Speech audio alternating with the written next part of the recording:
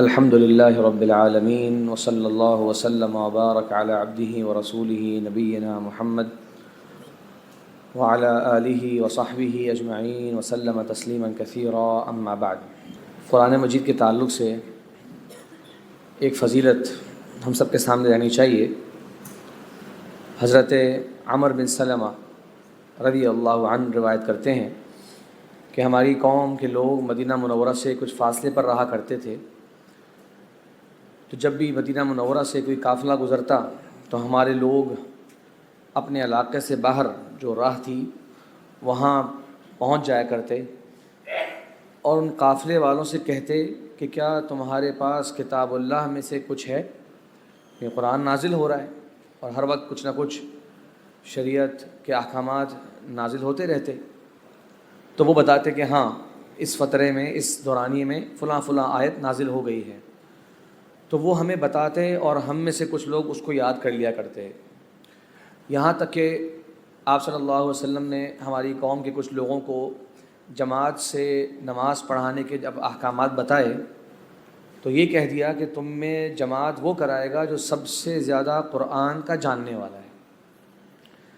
تو کہتے ہیں کہ میری قوم کے لوگ جب آئے اور انہوں نے بتایا کہ اللہ کے نبی صلی اللہ علیہ وسلم نے یہ شرط لگائی ہے کہ نماز کی امامت وہ کرائے جسے سب سے زیادہ قرآن یاد ہے، تو جب دیکھا تو پوری قوم میں سب سے زیادہ قرآن کا حافظ میں تھا، اور ان کی عمر اس وقت 7 برس یا 8 برس تھی۔ تو کہتے ہیں مجھے میری قوم کے لوگوں نے آگے کھڑا کیا اور پوری کی پوری قوم ان کے پیچھے نماز پڑھتی۔ یہ قرآن کا مقام ہے، چاہے اس کی عمر کتنی بھی ہو، قرآن پڑھنے والے کو اللہ تبارک و تعالیٰ کے رسول صلی اللہ علیہ وسلم نے آگے رکھا، اور تمام کے تمام رتبے والے، تمام کے تمام دنیا کے مقام مرتبے والے لوگ وہ اس کے پیچھے ہی آئیں گے۔ خیر وہ واقعہ صحیح بخاری میں ہے، اس کے اندر جو اس کا اختتام ہے وہ بڑا دلچسپ ہے۔ تو کہتے ہیں کہ جب میں نماز پڑھایا کرتا میرے پاس تو ایک قمیص تھی، وہ بھی بہت چھوٹی تھی، تو وہ بھی پوری میرے جسم پر نہیں آیا کرتی۔ تو ایک دن جب میں سجدے میں گیا تو پیچھے سے ایک خاتون نے کہا کہ بھائی کچھ خیال تو کرو، اپنے امام صاحب کو مناسب کپڑے ہی کم از کم دلا دو، وہ امام بنے ہوئے اور تم لوگوں نے ان کو کپڑے بھی صحیح دلائے ہوئے۔ تو کہتے ہیں میری قوم کے لوگوں نے پیسے جمع کر کے میرے لیے ایک قمیص خریدی جو میرے لیے فلاں فلاں چیز سے زیادہ قیمتی تھی، اور اس کی مجھے اتنی خوشی ہوئی۔ تو وہ اپنی ایک بچپن کی ظاہر ہے ایک یاد کو بعد میں بیان کر رہے ہیں۔ اور آپ نے سنا ہوگا کہ جنگ احد کے موقع پر جب پیارے نبی صلی اللہ علیہ وسلم شہدائے احد کو دفنا رہے تھے تو اس موقع پر سوال، اب نوٹ کریں، اس موقع پر اور بہت سارے معاملات اہم اس وقت ہو سکتے تھے، آپ سوال کیا کر رہے ہیں کہ سب سے زیادہ قرآن ان میں سے کس کو یاد ہے؟ جس کو زیادہ قرآن یاد ہے اسے قبر میں بھی پہلے اتارا گیا، اس کو اس موقع پر بھی مقدم رکھا گیا۔ تو یہ قرآن اور قرآن کے اہل کے فضائل ہیں، جو ہم سب کے لیے ایک نصیحت ہے کہ ہم سب بھی قرآن کے ساتھ اپنا تعلق قائم کرتے رہیں۔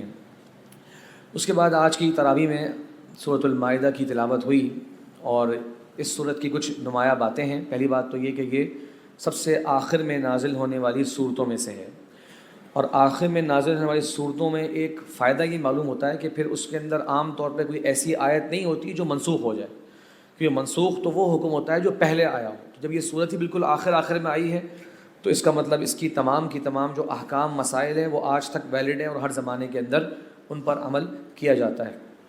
کون سے مسائل ذکر ہوئے ہیں اس کے اندر؟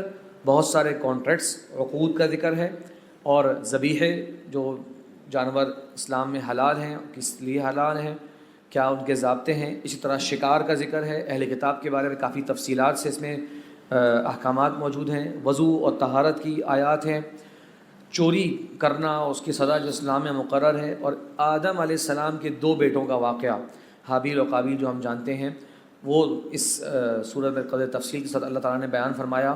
اسی طرح کفارہ یمین، یعنی کہ اگر کوئی قسم کھا لے تو اس پہ پورا نہ کر سکے تو کیا کفارہ ہوتا ہے، وغیرہ وغیرہ۔ امام ابن تیمیہ رحمہ فرماتے ہیں کہ سب سے زیادہ قرآن کی جامع ترین صورت جس میں حلال و حرام اور احکام و اوامر کا ذکر ہے وہ یہ سورہ کہنے لگے کہ جب تک آپ ایک آسمان سے دسترخوان لے کر آ جائیں، یعنی آسمانی ڈشز جو ہے جب تک لے کے نہ آ جائیں ہم تو آپ پر ایمان لے کے نہیں آئیں گے۔ تو یہ ان کی ہٹ درمی کی باتیں ہیں، لیکن اللہ تبارک و تعالیٰ نے اس کا جب ذکر فرمایا تو قرآن کی صورتوں کا یاد رکھیے گا، ایک نام جو ہوتا ہے اس کا مقصد یہ نہیں ہوتا کہ وہ سب سے زیادہ ڈسکس ہونے والا ٹاپک ہو، نہیں، کوئی منفرد ٹاپک۔ اب سورہ بقرہ آپ جانتے ہیں تقریباً 2.25 پارے کی وہ صورت ہے، اور بقرہ کا ذکر خالی ایک رکوع میں آتا ہے. تو البقرہ کا کوئی ٹاپک اگر سمجھیں تو شاید لگے کہ سب سے زیادہ بات چیت اس کے اندر اس بارے میں نہیں، ایک نمایاں حیثیت، ایک منفرد واقعہ جس سے اس صورت کی پہچان کا مقصد حاصل ہو جائے. ورنہ اگر ہم بات کریں گے کہ اس صورت کے اندر ایمان والوں کا تذکرہ ہے، منافقین کا تذکرہ ہے، کفار کا تذکرہ ہے، یہ تو بہت سارے مضامین ہو جائیں گے. تو اس لیے صورتوں کے نام جو ہیں وہ آپ صلی اللہ علیہ وسلم سے اسی انداز میں منقول ہیں جس طرح سے آج مصحف میں موجود ہیں. اس صورت کے اندر 16 مرتبہ، ایک اور یونیک بات ہے صورت کی، 16 مرتبہ اللہ تبارک و تعالیٰ نے یا ایھا الذین آمنو کے الفاظ استعمال فرمائے ہیں، اور یہ کسی بھی صورت کے اندر اتنی بڑی تعداد کے اندر نہیں آئے. تقریباً قرآن کے اندر 88 مقامات پر یہ لفظ آیا ہے یا ایھا الذین آمنو، جن میں سے 16 جو ہیں وہ اسی صورت میں ذکر ہوئے، اور آغاز ہی اس کا ہے یا ایھا الذین آمنو اوفوا بالعقود، اے لوگوں جو ایمان لائے ہو. اچھا، علماء کہتے ہیں کہ یہ ایک شرف اور مقام مرتبے والا انداز ہے. میں اور آپ اس کو محسوس کریں، جیسے ہمیں اور آپ کو کوئی دعوت دیتا ہے تو کہتا ہے جناب، رسپیکٹیڈ، اور اس طرح کے ہم جو الفاظ لکھتے ہیں محترم و جناب و مکرم، تو ہمیں کتنا خوشی محسوس ہوتی ہے کہ میرا ڈائریکٹ نام نہیں لیا گیا بلکہ میرا ایک ٹائٹل جو ایک دیا گیا، اس میں ایک احترام کا پہلو ہے. تو یہ اللہ تبارک و تعالیٰ یا ایھا الذین آمنو کہہ کے ہم اور آپ کی توجہ متوجہ کرا رہے ہیں کہ اے لوگوں جو ایمان لائے، اے لوگوں جو ایمان لا چکے ہو. سورہ حجرات کے اندر یہ آیت موجود ہے، بئس الاسم الفسوق بعد الایمان. کچھ گناہوں کا ذکر ہوا، پھر فرمایا کہ بہت ہی برا نام ہے فاسق ایمان والا نام مل جانے کے بعد. تو یعنی تم نے اللہ تعالیٰ نے ایمان والوں کا نام دیا ہے، اگر تم فلاں گناہ کرو گے تو تمہارا نام پھر ایمان والوں سے نکل کے فاسقین میں سے بن جائے گا. تو گویا ایمان والے ٹائٹل کی ایک اہمیت ہے، اور یہ ایک انداز ہے کہ ہمارا اور آپ کا دل فوراً سے اس طرف مائل ہو کہ کیا بتایا جا رہا ہے، کیا خیر ہمیں بتائی جا رہی ہے. اب آغاز دیکھیے، اوفو بالعقود، اپنے کانٹریکٹس کو پورا کیا کرو، اپنے معاہدوں کی پاسداری کیا کرو. کون سے معاہدے؟ تمام قسم کے معاہدے. سب سے بڑا معاہدہ وہ ہے اللہ تبارک و تعالیٰ کی وحدانیت اور توحید کے اقرار کا معاہدہ. اور یہ وہ معاہدہ ہے جو ہم نے دنیا میں آنے سے پہلے کیا. مجھے اور آپ کو اس کا شعور نہیں، لیکن ہمارے رب کے کلام میں وہ چیز موجود ہے، اور وہ کلام سچا ہے. اسی کو کہتے ہیں ایمانیات. جس طرح ہم باقی غیب کے معاملات پر ایمان لاتے ہیں تو ہم پر لازمی ہے کہ اس پر بھی ایمان لائیں. قرآن کی آیت ہے وَإِذْ أَخَذَ رَبُّكَ مِن بَنِي آدَمَ مِن ظُهُورِهِمْ، جب آپ کے رب نے بنو آدم، جس وقت وہ آدم علیہ السلام کی پشت میں تھے، پیدا ہی نہیں ہوئے تھے سارے کے سارے، پہلے کی بات ہے، ذُرِّيَّتَهُمْ وَأَشْهَدَهُمْ عَلَىٰ أَنفُسِهِمْ، تمام کی تمام آدم کی ذریت کو اللہ تبارک و تعالی نے اپنے اوپر گواہ بنایا. کیا کہا؟ أَلَسْتُ بِرَبِّكُمْ، کیا میں تمہارا مالک، تمہارا خالق، تمہارا رازق نہیں ہوں؟ سب نے کہا بلا، قالوا بلا، یقیناً کیوں نہیں، آپ ہی ہمارے رب ہیں. پھر اللہ نے فرمایا ان تقولوا یوم القیامت انا کنا عن ھذا غافلین، ایسا نہ ہو کہ قیامت کے دن تم کہو کہ ہمیں تو اس کے بارے میں خبر ہی نہیں تھی، ہمیں تو اس کا پتہ ہی نہیں تھا کہ ہم لوگوں نے یہ معاہدہ کیا ہے. تو اللہ تعالیٰ نے قرآن میں اس معاہدے کو بیان کیا کہ میں نے اور آپ نے عالم ارواح کے اندر اس عہد کا اللہ تبارک و تعالیٰ سے وعدہ کیا ہے کہ ہم تیرے بندگی کریں گے اور ہم تیرے رب ماننے پر ہمیشہ زندگی بھر گامزن رہیں گے. تو سب سے بڑا جو عہد ہے وہ یہ ہے. اچھا، اس میں آگے جا کے جو ہے وہ دوسرے رکوع کے آغاز میں آتا ہے وَلَقَدْ أَخَذَ اللَّهُ مِيثَاقَ بَنِي إِسْرَائِيل، میثاق کا ذکر ہے، وہی معاہدہ، اور یہی بنو اسرائیل کے ساتھ معاہدہ ہوا. پھر آگے اللہ تبارک و تعالیٰ نے نصارہ کے ساتھ بھی اسی معاہدے کا ذکر کیا. تو معلوم ہوا سب سے بڑا معاہدہ جس کی پابندی کرنی ہے میں نے اور آپ نے، وہ دین اسلام پر عمل درآمد کرنے کا، دین اسلام پر ثابت قدم رہنے کا ہے. سب سے بڑا معاہدہ یہ ہے. اس کے بعد پھر اس کے اندر سارے معاہدے آ جاتے ہیں. جو لوگ ڈیلنگز کرتے ہیں آپ کے ساتھ، تجارت کرتے ہیں آپ کے ساتھ، شادی جو ہے یہ ایک معاہدہ ہے، دیگر رشتے جو ہے یہ معاہدے ہیں. اللہ فرما رہے ان سب کو پورا کرو، ان سب کو پورا کرو. اچھا، اگلی آیت جو ہے وہ فوراً سے احلت لکم بہیمۃ الانعام. ذرا غور کریں، اے لوگوں جو ایمان لائے، معاہدوں کو پورا کیا کرو، تمہارے لیے حلال کر دیے گئے ہیں فلاں فلاں چوپائے جانور. اچھا، لنک کیا ہوا؟ وہاں پہ تو معاہدے پورا کرنے کی بات ہو رہی ہے، فوراً سے بتایا جا رہا ہے کیا ہمارے لیے حلال کیا گیا. اہل علم کہتے ہیں یہاں پر اشارہ ہے کہ جو چیز اللہ تبارک و تعالیٰ کی شریعت میں جس طرح بیان ہو اس کو بھی پورے انداز سے تسلیم کرنا. یہ بھی اس معاہدے کا حصہ ہے کہ ہمارے رب نے جو چیز ہمارے لیے جو حکم دنیا میں نازل کر دیا ہم اور آپ اس حکم کے پابند ہیں. یہاں میں ایک اشارہ کروں گا ایک واقعے کی طرف. شاید نے سنا ہوگا یقیناً حضرت سعد بن معاذ رضی اللہ عنہ کا، جو کہ اوس قبیلے کے سردار تھے، اور آپ جانتے ہیں وہ 5 سال ان کے اسلام میں گزرے. جنگ خندق کے بعد بنو قریظہ قبیلہ اس کی سزا کا فیصلہ انہوں نے سنایا. اس کے کچھ دن بعد ان کی شہادت ہو گئی. 5 سال 6 سال کا زمانہ انہوں نے اسلام میں پایا، اور اللہ کے نبی صلی اللہ علیہ وسلم نے ان کی وفات کے بارے میں فرمایا اہتز لہ عرش الرحمن، اللہ تبارک و تعالیٰ کا عرش جو ہے وہ ان کی موت سے ہل گیا، اور اللہ تبارک و تعالیٰ کے 70,000 فرشتے زمین پہ اترے ان کے جنازے کو اس کی آخری منزل تک پہنچانے کے لیے. کیا مقام مرتبہ تھا.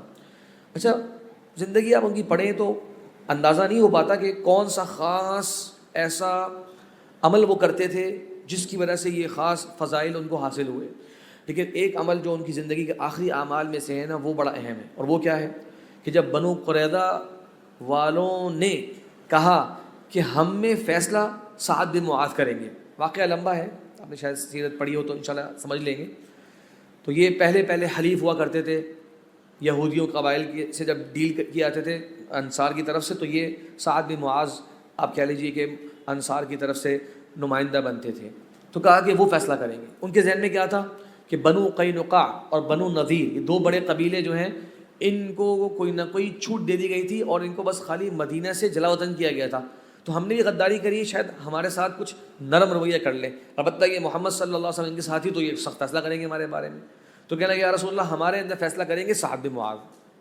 آپ نے فرمایا ٹھیک ہے سعد بن معاذ ہی فیصلہ کریں گے، کیونکہ سخت زخمی تھے، یہاں پر ان کی زخم لگا تھا.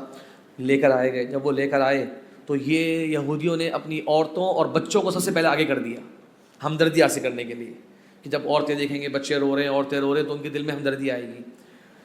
خیر جب اللہ کے رسول صلی اللہ علیہ وسلم نے بتایا کہ بھائی تمہیں بلانے کا مقصد یہ ہے کہ بتاؤ ان کے بارے میں فیصلہ کرو، تو انہوں نے فیصلہ کرنے سے پہلے جو الفاظ کہے بڑے اہم الفاظ ہیں. کہنے لگے قد آن الاوان، وقت آ گیا ہے کہ سعد بن معاذ اللہ کی راہ میں کسی بھی ملامت کرنے والے کی ملامت کی پرواہ نہ کرے. وہ فیصلہ کرے جو کہ اللہ تبارک و تعالیٰ کی رضا کا فیصلہ ہے، ان لوگوں کو خوش کرنے کے لیے نہیں بلکہ اللہ کی رضا والا فیصلہ. تو جو ان کا فیصلہ تھا وہ پھر انہوں نے فرمایا کہ جتنے بھی ان میں سے جنگ کرنے والے تھے، جنگجو تھے، ان سب کو غداری کی سزا میں قتل کیا جائے گا، اور باقی جو جنگ کے اہل نہیں تھے انہیں غلام بنایا جائے گا. اللہ کے نبی صلی اللہ علیہ وسلم نے جب یہ بات سنی تھی تو آپ نے فرمایا اللہ اکبر، اللہ کی تعظیم بیان کری اور کہا کہ تم نے ان میں وہ فیصلہ کیا ہے جو 7 آسمانوں کے اوپر سے اللہ تبارک و تعالیٰ کا ان میں فیصلہ ہے. تو اہل علم کہتے ہیں مطلب یہ جو ایک پوزیشن لینا ہے، دین اسلام کے احکامات پر ڈٹ جانا اور اس پر پوری طریقے سے گامزن رہنا اور اس میں کوئی کمپرومائز قسم کا مزاج نہ بنانا، یہ بہت بڑا ایمانی عمل ہے. کبھی کبھی لگتا ہے کہ جیسے کہ کچھ چیزوں میں ٹھنڈا موقف اور ذرا ہلکی بات کر لینے سے جناب لوگوں میں ایکسیپٹنس بڑھ جائے گی آپ کی. تو میں یہ نہیں کہتا کہ آپ کی الفاظ اور ان کا چناؤ برا ہو، وہ تو ہم نے کل بھی بات کری تھی اس بارے میں، نہیں، لیکن آپ کا موقف وہ ہو جو کتاب و سنت کے عین مطابق ہے، جو دین اسلام کا نمائندہ اوپینین ہے وہی آپ کا رائے اور اوپینین ہونی چاہیے مواقف کے اندر. بہرحال یہ ایک تھوڑی سی اس میں بات تھی. تو اوفو بالعقود، اور پھر اللہ تعالیٰ نے ذکر کیا کہ کون کون سی چیزیں تمہارے لیے حلال کی گئی. اچھا، حلال اور حرام کے حوالے سے جو اس میں باتیں سمجھائی گئی ہیں، آپ لوگوں نے آیتیں سنی تو فرمایا کہ کون کون سی جانور حرام ہیں. دیکھیے حرام جانوروں کی لسٹ بتا دی، حلال کی لسٹ نہیں بتائی. یہ دین اسلامی خوبصورتی ہے. حلال جانوروں کی لسٹ آپ اور میں اس کو پورا کر ہی نہیں سکتے. اتنے جانور اسلام میں حلال ہیں، اتنے پرندے حلال ہیں. تو ضابطہ دے دیا گیا کہ کون سی چیزیں حرام ہیں، جو وہ نہیں ہیں مطلب وہ ساری کی ساری حلال ہیں. اب دین کے شریعت کے 2 خوبصورت اصول دیکھیں. فرمایا آپ صلی اللہ علیہ وسلم نے ہر وہ جانور جو کچلی کے ذریعے کینائن جیسے کہتے ہیں جو شکار کرتا ہے وہ حرام ہے. ہر وہ پرندہ جو اپنے پنجوں سے شکار کرتا ہے وہ حرام ہے. تو پرندوں میں ضابطہ بتا دیا گیا اور جانوروں میں ضابطہ بتا دیا گیا یہ حرام ہے. اس کے علاوہ جتنے بھی جانور ہیں جو جزیرہ عرب میں تھے نہیں تھے، آج پاکستان میں ہوں، آج جناب افریقہ میں ہوں، کہاں بھی ہوں، یہ 2 ضابطے آپ فٹ کر لیں. یہی بات کہا کرتے تھے ابو الدرداء رضی اللہ عنہ کہ کوئی بھی پرندہ آسمان پر نہیں پھڑ پڑا رہا مگر کہ اللہ کے نبی صلی اللہ علیہ وسلم ہمیں اس کے بارے میں علم دے کر گئے ہیں. یہ شریعت اتنی کامل ہے. تو کوئی ایسا آپ نہیں سنیں گے کہ فلاں جانور کے بارے میں جناب اسلام کا کوئی اوپینین ہی نہیں ہے, اس جانور کے بارے میں پتہ ہی نہیں ہمیں کہ آیا وہ حلال ہے یا حرام ہے. نہیں, یا تو وہ حلال ہوگا یا تو وہ حرام ہوگا. یہ ساری لسٹ جو ہے اس کی دین اسلام کے اصول کے تحت آج آپ اس کو سب پہ اپلائی کر سکتے ہیں. اچھا, جانوروں کے حلال اور یہ گوشت کے حلال کے بارے میں ویسے ایک بات سوچیے آپ لوگ. اللہ نے فرمایا یہ آپ سے پوچھیں گے اے نبی صلی اللہ علیہ وسلم کیا چیز حلال کی گئی, آپ کہیے پاکیزہ چیزیں حلال کی گئی ہیں. یعنی کتنی خوبصورتی ہے دین میں, جتنی چیزیں حلال ہیں وہ پاکیزہ ہیں اور جتنی چیزیں حرام ہیں وہ پاکیزہ نہیں ہیں. اچھا, یہ خالی مسلمانوں کا اوپینین ہے؟ نہیں. آپ لوگ معلوم, آپ کے عزیز و اقارب یقیناً ہوں گے ویسٹ میں رہنے والے, ابھی ان ملکوں کے اندر وہ خود لوگ مردہ جانور کو کھانے سے گریز کر رہے ہیں. وہ کہہ رہے ہیں جناب میڈیکلی ثابت ہو گیا کہ اس میں کتنے کتنے نقصانات ہیں. خون اگر جسم کے اندر رہ جائے تو پتہ نہیں کس کس طرح کی بیماریاں جو ہیں وہ جنم لیتی ہیں. تو جناب جو مسلم طریقہ ہے سلاٹر کرنے کا وہ ان شاپ سے گوشت مہنگا ملتا ہے, لیکن وہاں کے لوگ بھی جو ہے وہ اس کو لے رہے ہیں کہ جناب یہ زیادہ ہائیجین ہے ہمارے لیے اور اس میں زیادہ صحت کی بات ہے. دیکھیں ایمان والوں کو یہ بات 1400 سال پہلے اللہ کے رسول صلی اللہ علیہ وسلم جو شریعت لے کر آئے اس میں سمجھا دی گئی. اسی طریقے سے جتنی بھی چیزیں حرام کی گئی ہیں, حتیٰ کہ جو جانور ہمارے یہاں اسلام میں حرام ہیں جیسے کہ خنزیر وغیرہ وغیرہ, اس کی گوشت کے نقصانات کے اوپر آپ کو کئی سارے آرٹیکلز اور کئی ساری ویڈیوز مل جائیں گی. آپ تلاش کریں اور آپ دیکھیں, ٹھیک ہے. اور آپ جانتے ہیں طرح طرح کے جو ہے وہ بیکٹیریاز وغیرہ بھی جو ہے وہ آتے رہتے ہیں, تو آپ لوگ اس کی خبر جو ہے وہ سنتے رہتے ہیں. تو یہ سبحان اللہ دین اسلام کی خوبصورتی ہے کہ جس کھانے کو اسلام نے حلال قرار دیا ہے وہ پاکیزہ ہے, اور جس کو حرام قرار دیا ہے آپ اس کا کوئی فائدہ گنوا ہی سکتے. آپ یہ نہیں کہہ سکتے کہ یار یہ بڑی کام کی چیز تھی جو اسلام نے حرام قرار دے دی. آج بھی ان سوسائٹیز کے اندر اس کی تعریف کی جاتی ہے جو شراب نہیں پیتا.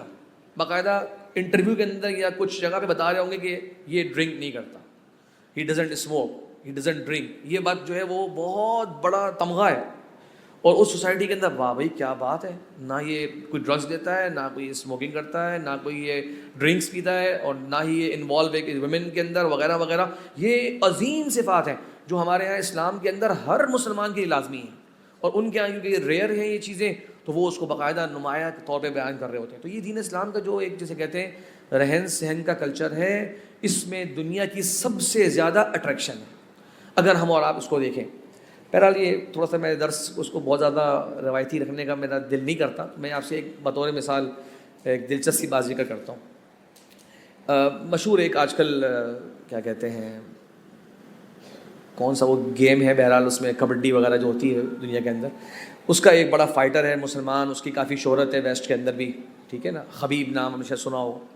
اچھا, اس کا میں ایک انٹرویو دیکھ رہا تھا, اس میں بتا رہے ہیں کہ وہ خالی بتا رہا ہے کہ جناب میں اپنے گھر والوں کو سب کے سامنے لے کے آنا پسند نہیں کرتا, میری فیملی ہے, میرے بچے ہیں, میں لوگوں کو کیوں دکھاؤں, میری ان کی الگ لائف ہے, ان کی الگ لائف ہے, میں کیوں دکھاؤں. اچھا, وہ آگے آڈینس بیٹھے ہوئے ہیں اور وہ مطلب بہت بڑی ہال بھرا ہوا تھا اور لوگ تالی بجا رہے ہیں اس کے اس جواب کے اوپر. مطلب میں اور آپ سوچیں, ہم اور آپ کا یہ تو روزانہ کی بات ہے, یعنی پردے دار گھرانوں کے اندر ضرورت نہیں ہے آپ اپنے دوست سے ملنے گئے کہ جناب سب ان کے گھر والے سارے خواتین سب بیٹھے ہیں آپ کے سامنے, نارمل سی بات ہے. وہ پورا جو ہال بیٹھا ہے وہ اس پہ تالیاں بجا رہا ہے. اچھا, پھر اس نے کہا کہ میرے لیے سب سے اہم بات یہ کہ میں اپنے والدین کے ساتھ وقت گزاروں, میں اپنی والدہ کے ساتھ 1 گھنٹے بیٹھ کے بات کر لوں, اپنے والد سے 1 گھنٹے بیٹھ کے بات کروں, ہم تو ان کے ساتھ ہی رہتے ہیں, ہمارا تو اس طرح کا ایک کلوز سرکل ہے. اب جو اس کا انٹرویو لے رہا ہے وہ آنکھیں پھاڑ پھاڑ کے دیکھ رہا ہے اس کو, او بھائی آپ اتنے بڑے سیلیبریٹی ہیں اور آپ اپنی والدین کے ساتھ بیٹھنا چاہتے ہیں. اب آپ بتائیے, یہ ہمارے لیے کوئی بہت حیرانی کی بات ہونی چاہیے تھی. ان سوسائٹیز کو پتہ نہیں کس طرح کے ہمارے تاثر جو ہے وہ پہنچا ہے. مطلب بتانے کا مقصد یہ ہے کہ اسلام کی تعلیمات میں اتنی اٹریکشن ہے, اتنی اس کے اندر اللہ تبارک بتانے جاذبیت رکھی ہے کہ یہ جن قوموں کی طرف ہم دیکھ رہے ہوتے ہیں اور انہوں نے اپنا رول ماڈل بنا کے بیٹھے ہوتے ہیں, وہ ہمارے سادے سے اسلامی کلچر پر ان کی آنکھیں کھلی کھلی رہتی ہیں کہ واہ بھائی فیملی یونٹ تو جناب مسلمانوں سے سیکھو. بس ہمارا مسئلہ یہ ہے کہ ہم اس کو اس طرح سے اون نہیں کرتے, ہم ان چیزوں کو اس طرح سے اہمیت نہیں دیتے اور بتاتے نہیں لوگوں کو کہ شاید لوگ اس طرف آئے ہیں. بہرحال باتیں تو بہت زیادہ ہیں. اس کے اندر آیت وضو کا جو ایک بات ہے وہ بتانا چاہتا ہوں میں آپ کو. جب اللہ تعالیٰ نے آیت وضو ذکر کی نا تو بتایا کہ اگر جنابت کی کیفیت میں ہو, پانی نہ ملے یا بیمار ہو جاؤ تو پھر تیمم کرو. اچھا, بظاہر لگے گا او ہو وضو بھی کرنا پڑتا ہے, سردی کے دنوں میں بھی وضو کرنا پڑتا ہے, پانی کبھی کبھار نہیں بھی آ رہا ہوتا تو پھر وضو کی ٹینشن ایک رہتی ہے ہمارے یہاں، ٹھیک ہے، تیمم میں ایک الگ مشقت۔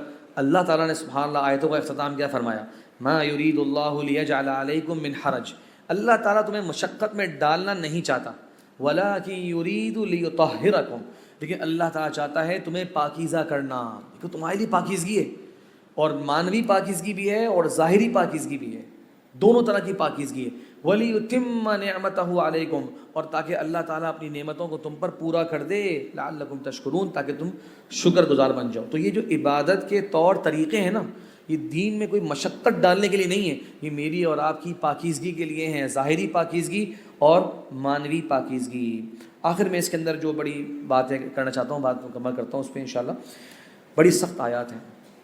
فرمایا مل مسیح ابن مریم الا رسول، یہ ہم نے پڑھی تھی سورہ آل عمران میں، وما محمد الا رسول، وہی انداز ہے، کیونکہ اہل کتاب سے کافی مرتبہ اس سورت کے اندر اللہ تعالیٰ نے خطاب فرمایا اور ان کے برے اعمال بتائے۔ اب نوٹ کیجئے یہ کس کے بارے میں بتایا جا رہا ہے، جو عیسیٰ علیہ السلام کو خدا مانتے ہیں، اور آج تک آپ جانتے ہیں دنیا میں واس میجورٹی ہمارے یہاں سب سے بڑا جو مذہب جس کو فالو کرتی ہے دنیا کی آبادی 2 ارب سے زیادہ لوگ، وہ کرسچینٹی ہے۔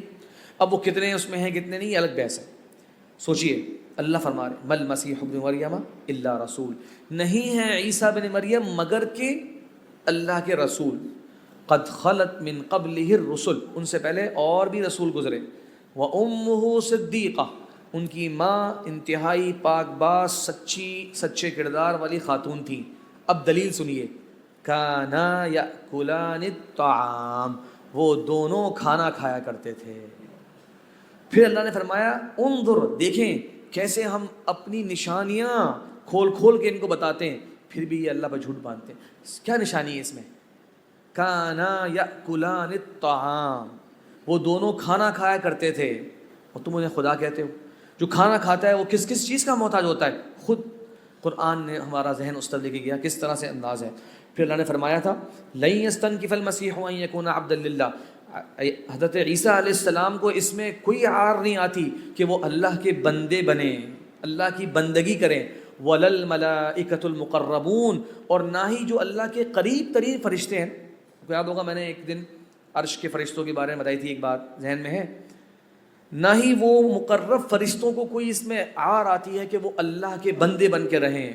فرمایا وَمَن يَسْتَنْكِفْ عَنْ عِبَادَتِهِ وَيَسْتَكْبِرْ، اور جو اللہ کی عبادت سے تکبر کرے گا اور پیچھے ہٹے گا، فَسَيَحْشُرُهُمْ إِلَيْهِ جَمِيعًا، ان سب کا حشر بہرحال اللہ کی طرف ہونا ہے، یعنی ان کی پھر پکڑ جو ہوگی، سزا جو ہوگی، وہ اللہ تبارک و تعالی ہی جانتا ہے۔ آخری آیت جو اس کے اندر آئی ہے وہ ہے اسی تعلق سے، اسی کانٹیکسٹ میں، قُلْ فَمَن يَمْلِكُ لَكُم مِّنَ اللَّهِ شَيْئًا، بتاؤ کہ تم میں سے کوئی کیا کر سکتا ہے اللہ کے لیے، ان اراد ان یہلک المسیح ابن مریم، اگر اللہ تعالیٰ چاہتا مسیح ابن مریم کو ہلاک کرنا، وامہ، اور ان کی والدہ کو ہلاک کرنا، ومن فی الارض جمیعا، اور تمام کی تمام مخلوقات جو زمین میں ہے، اگر اللہ تعالیٰ ان کو بھی ہلاک کرنے کا فیصلہ کر لے، تم میں سے کوئی اللہ تبارک و تعالیٰ کے لیے کیا کر سکتا ہے؟